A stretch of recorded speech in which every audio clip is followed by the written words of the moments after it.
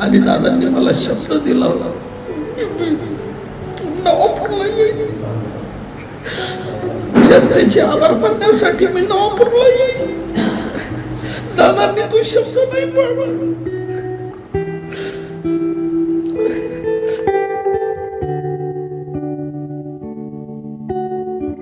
उपमुख्यमंत्री अजित पवार यांचा विमान अपघातात मृत्यू, नवापूरचे मोठे नुकसान.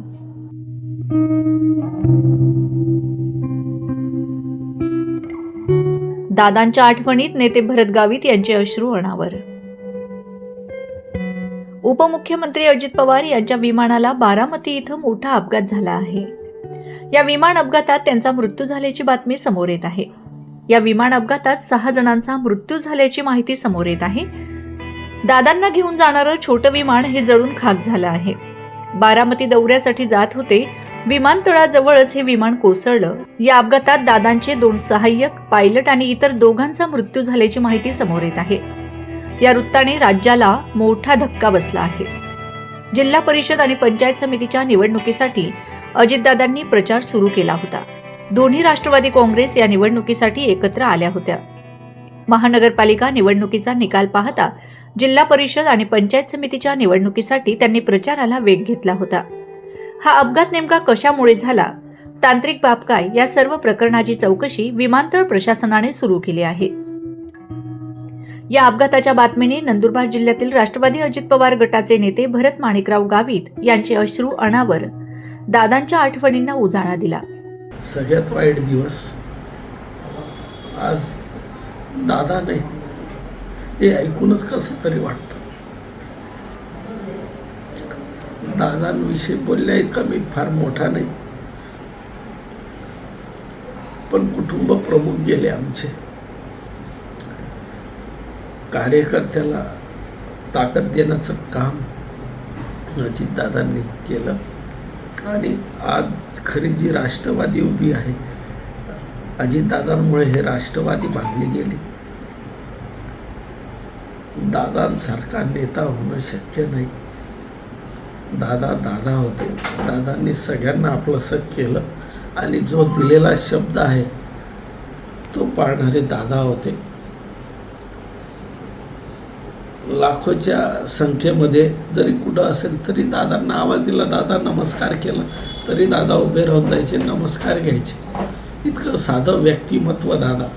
हसत खेळत नेहमी बोलणारे, नेहमी ग्रामीण भागाची नाळ जोडलेली, आमच्या समाजाविषयी, आदिवासी समाजाविषयी कायम आपुलकी दादांच्या मनात. दादा म्हणायचे, अरे भरत कारखान्याचं काय झालं, कारखाना चालू आहे का, काय माझी मदत लागेल, ती सगळी मी मदत करेल. फार दादांचं काटेकोरपणे लक्ष या ग्रामीण भागात.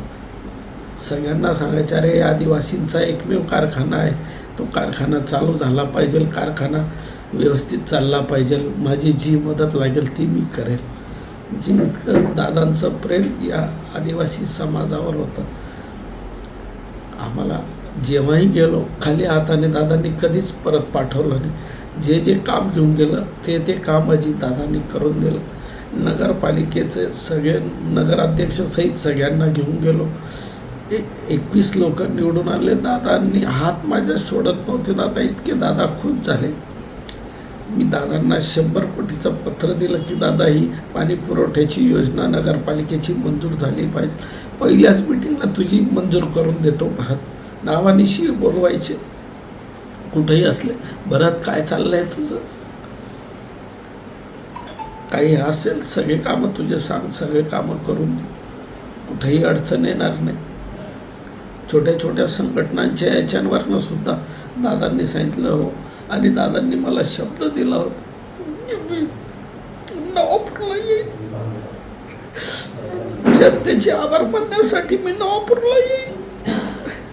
दादांनी तो शब्द नाही पाळला. दादांनी हा शब्द पाळला पाहिजे होता. आजपर्यंत आम्हाला जो शब्द दादांनी दिला तो शब्द दादांनी पाळला. हा शब्द सुद्धा दादांनी पाळला पाहिजे होता की भरत नवापूरच्या जनतेचे आभार मानण्यासाठी मी 100% नवापूरला येईल. तसं नियोजन तू कर. म्हटलं हो दादा तुम्ही या फक्त. आम्ही तेही नियोजन केलं होतं. आज आमचे कुटुंब प्रमुख गेले. राष्ट्रवादीमध्ये फार पोकळी निर्माण झाली. खरा तरुणांचा खरा कार्यकर्ता होता. तरुणांना फार ताकद देणारे दादा कार्यकर्ते होते.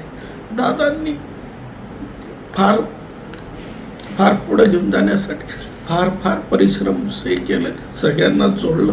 आणि आज खरोखर ही नगरपालिका या शहराच्या विकासासाठी आम्ही कोणाच्या जीवावर हे केली, फक्त दादांच्या याच्यावर. कारण आम्हाला माहिती होतं की दादांनी दिलेला शब्द सांगतील.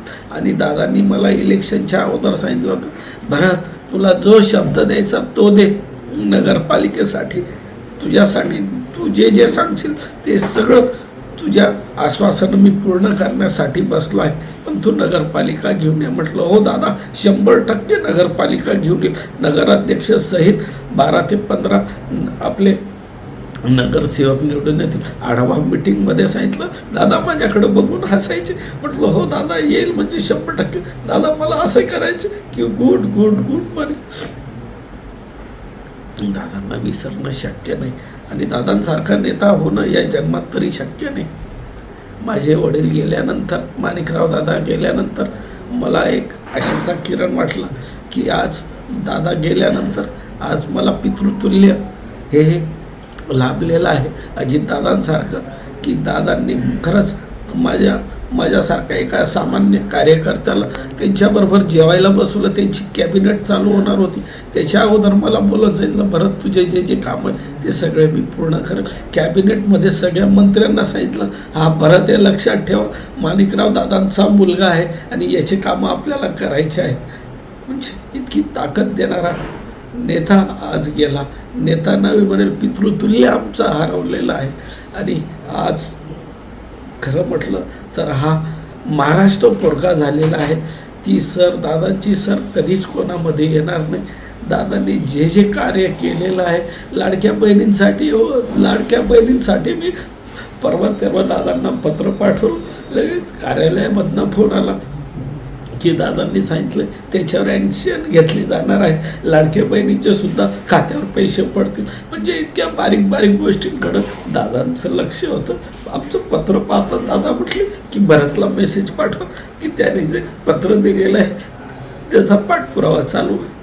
म्हणजे इतक्या बारीक सारीक गोष्टी करणार दादांनी आम्हाला बघितलं.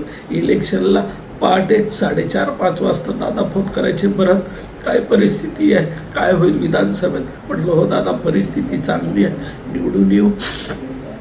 फार फार दादांनी म्हणजे दादा काय सांगू दादांबद्दल आज नाही. मला फार वेदना होतात, फार वाईट वाटतं की आज आम्ही खरे पोरकं झालेलो आहोत. आज आमचं पितृतुल्य हरवलेलं आहे. नेता होणं शक्य नाही.